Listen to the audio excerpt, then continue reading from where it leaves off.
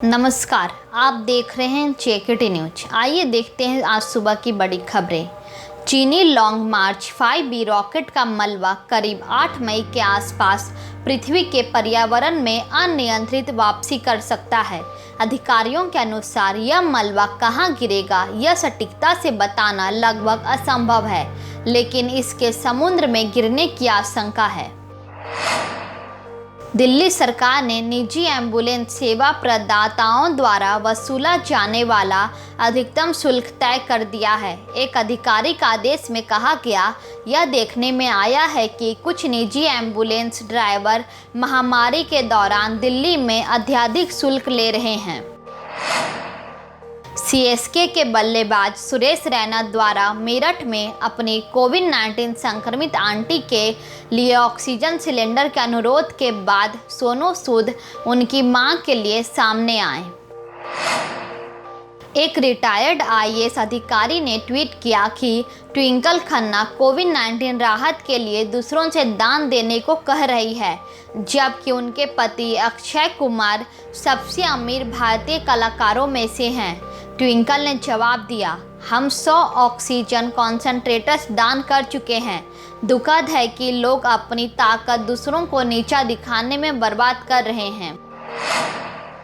रूस ने कोविड-19 की अपनी वैक्सीन स्पुतनिक वी के एक डोज वाले स्पुतनिक लाइट वर्जन के इस्तेमाल को स्वीकृति दी।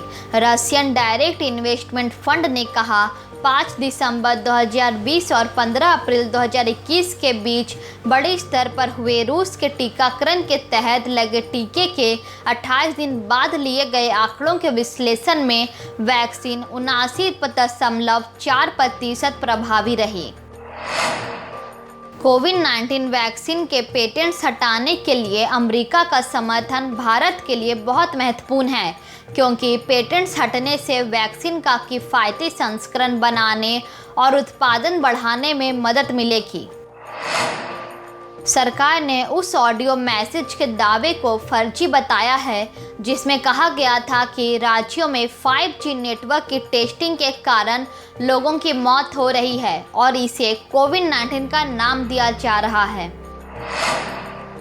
कोविड-19 संकट के बीच केंद्र ने विकलांगता प्रमाण पत्रों को ऑनलाइन जारी करना अनिवार्य कर दिया है। सामाजिक न्याय और अधिकारिता मंत्रालय ने ट्वीट किया, सभी राज्यों व केंद्र शासित प्रदेशों के लिए 1 जून से UDID पोर्टल का उपयोग कर केवल ऑनलाइन माध्यम से विकलांगता का प्रमाण पत्र जारी करना अनिवार्य होगा। बिल गेट्स की होल्डिंग कंपनी कैशगेट इन्वेस्टमेंट ने 13,300 करोड़ रुपए की इक्विटी उनकी पत्नी मेलिंडा फ्रेंच गेट्स को ट्रांसफ़र कर दी है। इक्विटी का यह ट्रांसफ़र दंपति द्वारा तलाक की अर्जी देने के बाद हुआ है। दिल्ली के मुख्यमंत्री अरविंद केजरीवाल ने कहा कि यदि 700 टन ऑक्सीजन हर रोज मिले तो उनकी सरकार राष्ट्रीय राजधानी में 9,000 से 9,500 ऑक्सीजन बेड का इंतजाम कर देगी। भारतीय प्रेस परिषद ने केंद्र व राज्य सरकारों को दिए अपने सुझाव को दोहराया है कि पत्रकारों को कोविड वॉरियर्स की श्रेणी में शामिल किया जाना चाहिए और उनका बीमा भी करवाना चाहिए। देश में पिछले एक दिन में कोविड-19 से रिकॉर्ड 3,980 मौतें हुईं, जिनमें से 75.55% मौतें 10 राज्यों व केंद्र शासित प्रदेशों में हुई। इस दौरान महाराष्ट्र में सर्वाधिक 920 मौतें हुई और इसके बाद उत्तर प्रदेश व कर्नाटक में सबसे ज़्यादा मौतें हुई। सुप्रीम कोर्ट ने केंद्र से पूछा कि कोविड-19 वैश्विक महामारी की तीसरी लहर के लिए उनकी योजना क्या है। बुधवार को सरकार ने कहा था कि तीसरी लहर निश्चित तौर पर आएगी। धमाके में तब्दील हुई 4 असफल कोशिशों के बाद स्पेस एक्स बुधवार को अपने नए और सबसे बड़े रॉकेट को सुरक्षित रूप से लैंड कराने में कामयाब रही।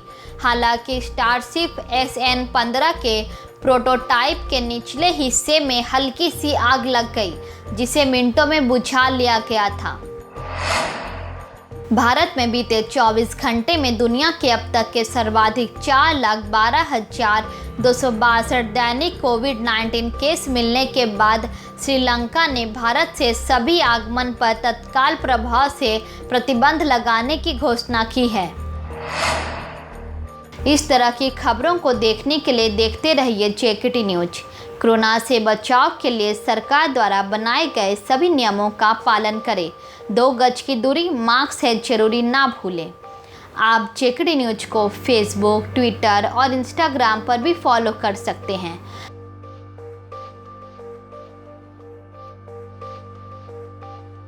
आप हमारे न्यूज़पेपर को हमारे वेबसाइट jankalyaantime.com पर पढ़ सकते हैं। धन्यवाद।